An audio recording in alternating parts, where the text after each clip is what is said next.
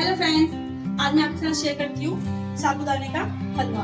खीर तो हमने बहुत खाया है, खीर खाने के बोर भी हो चुके हैं, बचपन से हम खीर ही खाते आ रहे हैं। तो कुछ नया ट्राई करना चाहिए, तो मैंने लिया है आज बारीक वाला साबूदाना। आप मोटे वाला या बारीक वाला कोई सा भी ले सकते हैं। इसको तो मैं अभी सोक करके रखूंगी 2 घंटे के लिए।